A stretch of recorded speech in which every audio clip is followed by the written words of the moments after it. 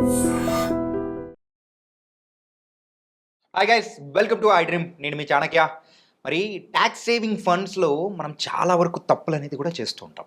ఆ మిస్టేక్స్, ఎలాంటి మిస్టేక్స్ మనకైతే వచ్చే రిటర్న్స్లో కూడా చాలా వరకు ఇబ్బందులు తలెత్తుతూ ఉంటాయి. అండ్ మనం అనుకున్న ఫండ్ అంటే మన అనుకున్న అమౌంట్కి, సో మనకు వచ్చే అమౌంట్కి డిఫరెన్స్ అనేది కూడా ఉంటూ ఉంటుంది.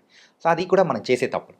మరి ఎలాంటి తప్పులు చేయకూడదు, మనం సరైన మార్గంలో ఎలా వెళ్ళాలి అనే దాని గురించి కూడా ఇప్పుడు మనతో పాటు డిస్కస్ చేయడానికి మన పర్సనల్ ఫైనాన్షియల్ అడ్వైజర్ విజయ్ కర్ణం గారు ఉన్నారు. మరి ఆయన్నే అడిగి తెలుసుకుందాం మనం ఎలాంటి తప్పులు చేయకూడదు ట్యాక్స్ ఫండ్స్లో. Hi sir. హలో అండి. సార్, ఆల్రెడీ నేను ఇప్పుడే చెప్పాను కదా. మరి మేము ఎలాంటి తప్పులు చేస్తున్నాం, ఆ తప్పులు ఏం చేయకూడదు అంటారో చెప్పండి. షూర్ అండి. ట్యాక్స్ సేవింగ్కి రిలేటెడ్ బేసికల్గా ఈ టైప్స్ ఆఫ్ ఫండ్స్ని ఈఎల్ఎస్ఎస్ ఫండ్స్ అంటారండి. ఈక్విటీ లింక్డ్ సేవింగ్ స్కీమ్ అంటాం. ఇది టైప్ ఆఫ్ ఫండ్. ఇది మనకి ATC section 80C income tax act కింద మనకి ఎగ్జామ్షన్ తీసుకోవడానికి ఉంటుంది. అది 1.5 lakhs మాత్రం ఉంటుంది అనమాట. సో చాలామంది ఫస్ట్ చేసే మిస్టేక్ ఏంటి అంటే వాళ్ళకి అసలు ఏటీసీ లిమిట్లో ఉన్నారా, ఎక్సీడ్ ఉన్నారో కూడా తెలియకుండా ఏఎల్ఎస్ఎస్లో ఇన్వెస్ట్ చేస్తున్నారు. ఒక పర్సన్ ఉన్నారు, rural background of Nellore background నుంచి ఒక అతను కాల్ చేశారనమాట. అతనికి ఏం తెలియదు పాపం. వాళ్ళు ఒక బ్రాంచ్ మేనేజర్ని అప్రోచ్ అయ్యారు. బ్రాంచ్ మేనేజర్కి తెలియకుండానే అతను ఈఎల్ఎస్ఎస్ ఫండ్లో ఇన్వెస్ట్ చేయించేశాడు. 20 lakhs ఇన్వెస్ట్ చేయించాడు. ఓకే. ఇక్కడ ఇష్యూ ఏంటి అంటే అది లాకిన్ ఉంటుంది, దాంట్లో 3 years లాకిన్ ఉంటుంది. 3 years వరకు విత్డ్రాల్ చేయడానికి ఉండదు. సో అసలు అతనికి అవసరం లేదు, ట్యాక్స్కి రిలేటెడ్ అతనికి అవసరం లేదు. ఆయన కూడా ఈఎల్ఎస్ఎస్లో ఇన్వెస్ట్ చేస్తాడు. ఇన్వెస్ట్ చేసేటప్పుడు ఫండ్ సెలెక్షన్ అనేది అంత ఇంపార్టెంట్ అనమాట. లాకిన్ పీరియడ్ ఉందా లేదా కూడా చూసుకోవాలి. ఓపెన్ ఎండెడా క్లోజ్డ్ ఎండెడా ఫండ్ అనేది క్లియర్గా చూసుకోవాలి. అంటే సార్ అక్కడ బ్రాంచ్ మేనేజర్ ఏంటంటే వాళ్ళకున్న టార్గెట్స్ ప్రకారం అట్లా దాంట్లో సేవింగ్ అనేది చేయించారు అనుకోవచ్చా? అట్లని కాదండి, అది మిస్కమ్యూనికేషన్ అయి ఉండొచ్చు. వీళ్ళ ఎక్స్పెక్టేషన్ ఏది ఉందో అతనికి ఏం అర్థమైందో మనకి తెలియదు, కానీ ఇంపాక్ట్ మాత్రం ఇన్వెస్టర్కి పడ్డది. అది సిచ్యువేషన్ ఏదన్నా మనకు తెలియదు, కాకపోతే ఇంపాక్ట్ మాత్రం ఇన్వెస్టర్కి పడ్డది. ఇప్పుడు అమౌంట్ విత్డ్రావల్ చేసుకోవడానికి అతనికి లేదనమాట. సో ఆ ఇంపాక్ట్ అట్లాంటి తప్పులు మనం చేయొద్దు. అది ఫస్ట్ థింగ్. సెకండ్ థింగ్ వచ్చేసి ఈఎల్ఎస్ఎస్ ఫండ్స్ అంటే కంప్లీట్గా ఈక్విటీ లింక్డ్ ఫండ్సే ఉంటాయి. ఇవన్నీ కంప్లీట్గా ఈక్విటీస్లోనే ఇన్వెస్ట్ చేస్తారు. చాలామంది ఏమనుకుంటారు అంటే ఈఎల్ఎస్ఎస్ ఫండ్స్లో పెడితే గ్యారంటీడ్ రిటర్న్స్ అనుకుంటారు. గ్యారంటీడ్ రిటర్న్స్ కాదండి, ఇవి కంప్లీట్గా ఈక్విటీ. మీరు స్మాల్ క్యాప్లో, లార్జ్ క్యాప్లో, మిడ్ క్యాప్లో ఎలా ఇన్వెస్ట్ చేస్తారో అట్లాంటిది ఇది కూడా. దీంట్లో కూడా వాలటిలిటీ ఉంటుంది, ఎక్కువ తక్కువ అవుతుంటుంది, అన్నీ ఉంటాయి. కాకపోతే జస్ట్ 3 years లాకిన్ ఉంటుంది అంతే. కానీ ఈ ఈఎల్ఎస్ఎస్ ఫండ్స్లో రిస్క్ అనేది కూడా ఎక్కువగా ఉంటుంది అనుకుంటా. ఉంటుందండి, కాకపోతే మీకు ట్యాక్స్ అడ్వాంటేజ్ వస్తుంది కాబట్టి దీనిలోకి రావాలి. లేదు అంటే దీనిలోకి రావాల్సిన అవసరం లేదు. మీకు ఏటీసీ లిమిట్ లేదు అంటే మీరు అసలు దీనిలోకి రావాల్సిన అవసరమే లేదనమాట. అందుకే మేము ఫస్ట్ క్లియర్గా అడుగుతాం వాళ్ళకి. హెచ్ఆర్ఏ కానీ, హౌస్ లోన్ కానీ, లేకపోతే స్కూల్ ఫీజుకి, స్టూడెంట్స్ కిడ్స్ స్కూల్ ఫీజు, ఈ నెంబర్ ఆఫ్ ఏటీసీలో చాలా రకాలు ఉన్నాయి, చాలా ఎగ్జామ్షన్స్ ఉన్నాయి. దాంట్లో ఎక్కడ 1.5 lakhs ఎగ్జిట్ అయిపోయినా సరే ఈఎల్ఎస్ఎస్ వాళ్ళకి అవసరం లేదనమాట. అది తెలియకుండా చాలా మంది ఇన్వెస్ట్ చేస్తుంటారు. అది నెక్స్ట్ వచ్చేసి డైవర్సిఫికేషన్.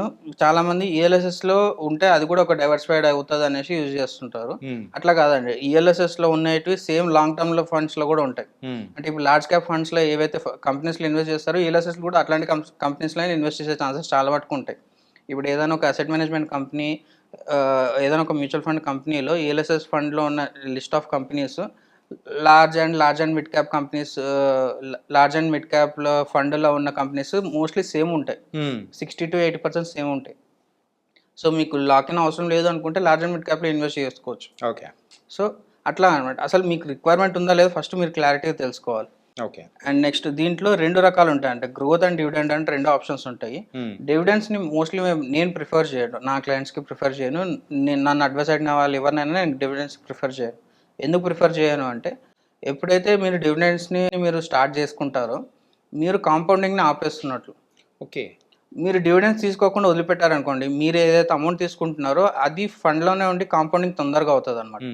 సో అందుకే అందరినీ గ్రోత్ తీసుకోమనే చెప్తాను అనమాట. మెయిన్గా మ్యూచువల్ ఫండ్స్లో మనకు ఎక్కువగా ఇంట్రెస్ట్ చూపించేది ఆ కాంపౌండింగ్ని చూసి మంది వస్తూ ఉంటారు, ఇన్వెస్ట్ చేస్తూ ఉంటారు. అక్కడ కాంపౌండింగ్ అనేది మనకు రావట్లేదు అంటే there is no matter to invest. చాలా మంది ఏం చేస్తారంటే టెంపరీ బెనిఫిట్స్ కోసము డివిడెండ్స్ తీసుకుంటారు అనమాట. ఓకే. మంత్లీ రిక్వైర్మెంట్ ఉందని చెప్పేసి డివిడెండ్స్ తీసుకుంటారు. కానీ మంత్లీ రిక్వైర్మెంట్స్ ఉన్నప్పుడు మీరు హెచ్డబ్ల్యూపీ తీసుకోవచ్చు. ఓకే.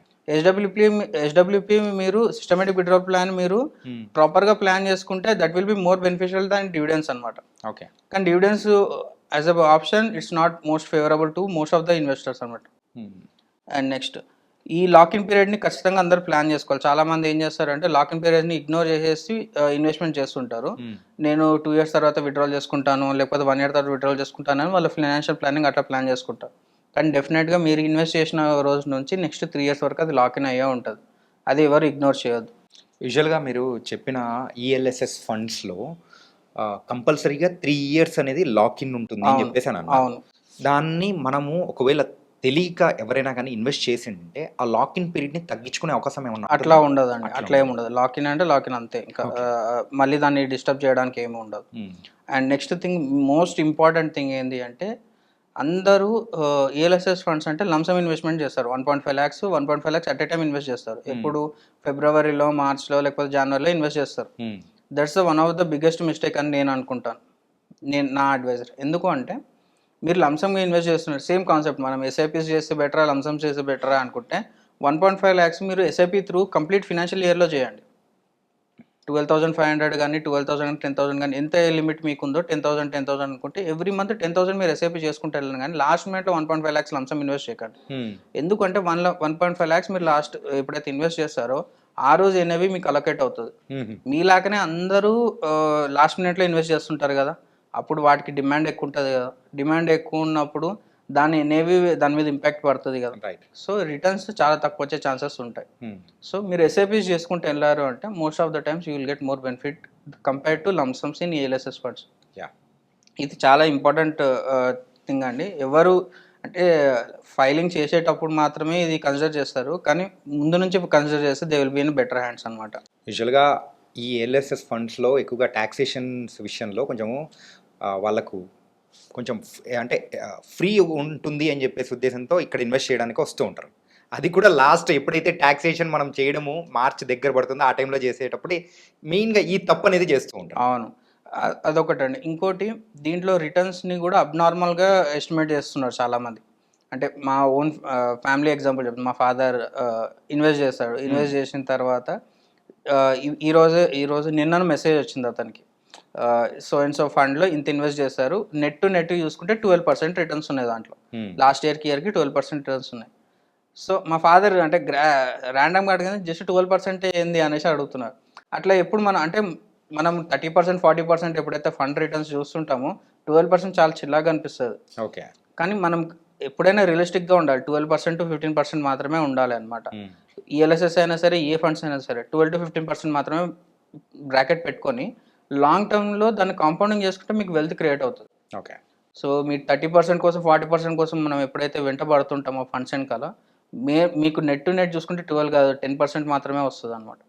సో ఈ మిస్టేక్స్ అవాయిడ్ చేస్తే డెఫినెట్గా మీకు ట్యాక్స్ ఎగ్జంప్షన్తో పాటు వెల్త్ క్రియేషన్ కూడా ఈజీగా అవుతుంది అనమాట. తొమ్మిదైతే ఈ ఈఎల్ఎస్ఎస్ ఫండ్స్లో మెయిన్గా మేము చేసే తప్పులు ఎలాంటివి చేయకూడదు అనేది కూడా చాలా చక్కగా చెప్పారు. And thank you so much. Thank you అండి.